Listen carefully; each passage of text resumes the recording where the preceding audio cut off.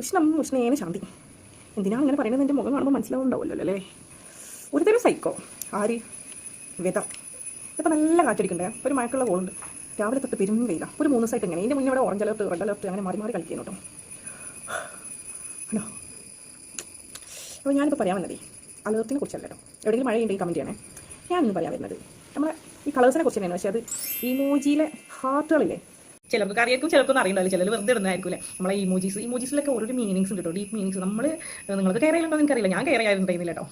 ചില ഹാർട്ടൊക്കെ ഇപ്പോൾ ബ്ലാക്ക് ഹാർട്ടൊക്കെ ഞാൻ എന്താ പറയുക നല്ല ഹാപ്പി ആയിട്ടുള്ള ക്യാപ്ഷനൊക്കെ ഇടലുണ്ട് കേട്ടോ. അപ്പോൾ ഈ ബ്ലാക്ക് ഹാർട്ട് ഇൻഡിക്കേറ്റ് ചെയ്യുന്നത് സാഡാണ്, മനസ്സിലായില്ലേ? അപ്പോൾ നമ്മളതൊന്ന് ശ്രദ്ധിക്കാണ്ടാണ് ഇടുക അല്ലേ. ഇൻസ്റ്റാഗ്രാമിൽ ലൈക്ക് ബട്ടൺ തന്നെ നമ്മളെ റെഡ് ഹാർട്ട് ആണല്ലോ. അത് പിന്നെ റെഡ് ആയതുകൊണ്ട് പണ്ടേ ലവ് എന്നുള്ളൊരു സാധനം, അത് നമ്മൾ ചെറിയ കുട്ടിയാകുമ്പോഴേ നമുക്കറിയില്ലേ ലവ് ആണ് മറ്റേ ഈ റെഡ് ഹാർട്ട് എന്നുള്ളത്. പക്ഷേ പല പല കളറിൽ ഇപ്പോൾ നമ്മളെ ഇമോജികളുണ്ട് അല്ലേ. നമ്മൾ അതിൻ്റെ മീനിങ് നമ്മൾ ശ്രദ്ധിക്കാറില്ല. അപ്പോൾ ഞാൻ ഈ അടുത്ത് ശ്രദ്ധിച്ചൊരു കാര്യമായിട്ടത്, അതിനൊക്കെ ഓരോ മീനിങ് ഉണ്ട്. അപ്പോൾ നമ്മൾ അതിനനുസരിച്ച് വേണം. പക്ഷേ ഈ മറ്റേ ഫേസ് ഇമോജീസ് നമുക്ക് എല്ലാവർക്കും നന്നായിട്ട് അറിയാം.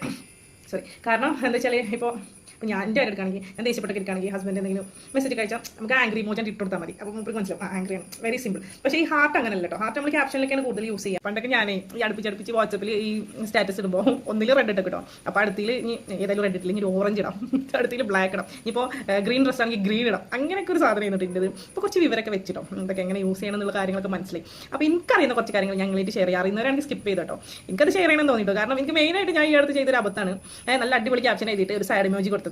അപ്പോൾ എനിക്കത് ഭയങ്കര ഇതായിട്ട് തോന്നി. അപ്പോൾ അത് മാറ്റണം. നമ്മൾക്ക് കുറച്ച് ഇതിനെക്കുറിച്ച് അറിയുന്നവരാണെന്ന് എല്ലാവരും അറിയട്ടെ.